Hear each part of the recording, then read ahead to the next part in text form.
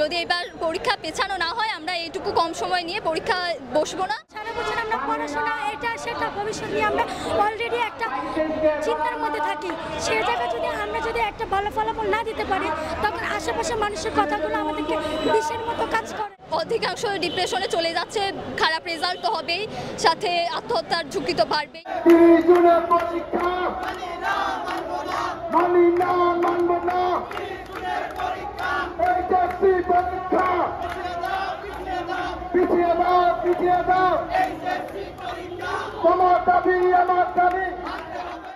পরীক্ষা পিছানোর দাবি এই জন্য তুলেছি যে আমাদের এসএসসি রেজাল্টের গ্রেড পয়েন্ট একটা ভালো জিপিএল কিন্তু আমাদের ভবিষ্যৎ নির্ধারণ করতেছে। এখন ভবিষ্যৎটা কিভাবে নির্ধারণ করতেছে? আমাদের বাংলাদেশে অ্যাডমিশনটাকে মানুষ ভালো রূপে দেখে। অ্যাডমিশন যখন তুমি একটা পাবলিক ভার্সিটিতে চান্স পাবা, ওইটাকে আশেপাশের মানুষ, আমাদের আশেপাশে যারা রয়েছে তা ওইটাকে আমাদের ভবিষ্যৎ বলে নির্ধারণ করে যে কেউ একজন ছেলেকে এই ভার্সিটিতে চান্স পেতে, তার মানে তার ভবিষ্যৎ সেটেল। এটা আমাদের বিবেচনা, মানে এটা মনে করে যে তার ভবিষ্যৎ মানে সেটেল। আর আমাদের আশেপাশের এমন জঘন্যতম মানুষ রয়েছে যারা আমাদের স্টুডেন্ট, সারা বছর আমরা পড়াশোনা এটা সেটা ভবিষ্যৎ নিয়ে আমরা অলরেডি একটা চিন্তার মধ্যে থাকি। সেই জায়গায় যদি একটা ভালো ফলাফল না দিতে পারি তখন আশেপাশের মানুষের কথাগুলো আমাদেরকে বিষের মতো কাজ করে, তখন আমাদেরকে বিষের মতো কাজ করে। একটা মানুষের শরীরে যখন বিষক্রিয়া হয় তখন সে নিষ্ক্রিয় হয়ে যায়। তখন একটা স্টুডেন্টও ঠিক তেমনি মানুষের কথাবার্তা সহ্য না করতে পারে, তার ভবিষ্যৎ ভালো একটা পর্যায়ে না নিতে পেরে তারা সুইসাইডের পথ বেছে নেয়। সে মূলত সুইসাইডটাকে আমি অন্তত সুইসাইডটা যে 2 মাসের থেকে যে বেশি হয়ে যাবে, আমার প্রশ্ন এটা। জোরে পড়ে যাবে, এগুলো কি 2 মাসের থেকে বেশি হয়ে যাবে? 2 মাসের স্কুলের পরীক্ষা পিছাতে চাচ্ছে, এই জন্য অনেকে রয়েছে তাদের সিলেবাস কমপ্লিট রিভিশনের অভাবে তারা সময় চাচ্ছে রিভিশন দেওয়ার জন্য। 2 নম্বর হলো এমন অনেক কিছু রয়েছে 70% সিলেবাস শেষ, বাকি 30% শেষ করার জন্য আবার রিভিশন দেওয়ার জন্য 2টা মাস দেওয়া দরকার। এমন আরেকটা স্টুডেন্ট রয়েছে 50% শেষ, ভালো একটা ফল আনার জন্য রিভিশন দেওয়ার জন্য তাদের অন্তত 2টা মাস সময় দেওয়া হয়। আমরা যদি শেষ না করতে পারতাম তাহলে আমরা অবশ্য 2 মাসের দাবি নিয়ে আসতাম না। আর আমাদের এই দাবিটুকু সম্পূর্ণ যুক্তি এবং ন্যায্য সময়ের দাবি। যে জায়গায় আমাদের 22 এবং 23 সালে পরীক্ষার্থীরা সিনিয়র ভাইয়া আপুরা তারা একই সিলেবাসে 18 থেকে 19 মাস সময় পেয়ে তারা পরীক্ষা কেন্দ্রে বসতে বাধ্য হয়েছে। বাধ্য না, এটা তাদের যৌক্তিক সময় তারা বসেছে।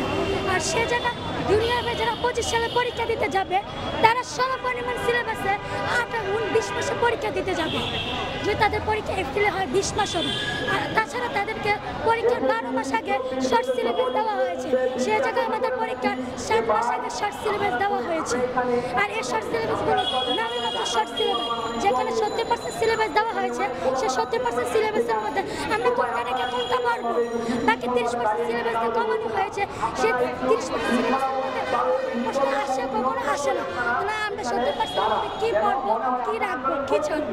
এখানে আমরা অতিরিক্ত সময় চাচ্ছি না কিংবা পর্যাপ্ত সময় চাচ্ছি না, আমরা আমাদের উপযুক্ত সময় যেটা আমাদের পাওয়ার অধিকার আছে আমরা অধিকার নিয়ে সচেতন হয়ে আমাদের নিজেদের অধিকার আদায়ের জন্য আজকে অনশন ধর্মঘট জারি করেছি। 100% এটা যৌক্তিক, কারণ নিজের অধিকার আদায়ের জন্য যেখানে 52 সালে ভাষা আন্দোলন হয়েছে, যেখানে আমরা দেখছি যে রফিক সালাম বরকত ওনারা সবাই রাস্তায় যেহেতু রাজপথে নেমেছিল রক্তদান করতে, তাদের যেহেতু দ্বিধা হয়নি, আমার মনে হয় না আমাদের মধ্যে কোনো কুণ্ঠাবোধ থাকা উচিত, আমাদের কুণ্ঠিত হওয়া উচিত না, কারণ এটা আমাদের অধিকার। এটা আমরা অতিরিক্ত কিছু আদায় করে নিচ্ছি না, আমরা অতিরিক্ত কিছু চাচ্ছি না, আমরা প্রার্থনা করছি না কিংবা আমরা ভিক্ষা করছি না, আমরা আমাদের উপযুক্ত অধিকারটা আদায় করতে চাই। যে অধিকাংশ শিক্ষার্থীরা কেন বাইরে আসছে না, আমরা কেন বাইরে আসছি এত কম সংখ্যক, কারণ তাদের বাবা মাদের সবচেয়ে বড় ভয় যে আন্দোলনে গেলেই তাদের কোনো না কোনো সমস্যা হতে পারে। আন্দোলন ব্যাপারটাকে তারা অনেক ভয়ের সাথে দেখতেছে, কারণ 23 সালের ব্যাচের কথা আমরা যেটা দেখছিলাম, 23 সালের আন্দোলনের ক্ষেত্রে দেখেছিলাম যে আমরা লাঠিচার্জ হয়েছিল, ওখানে কয়েকটা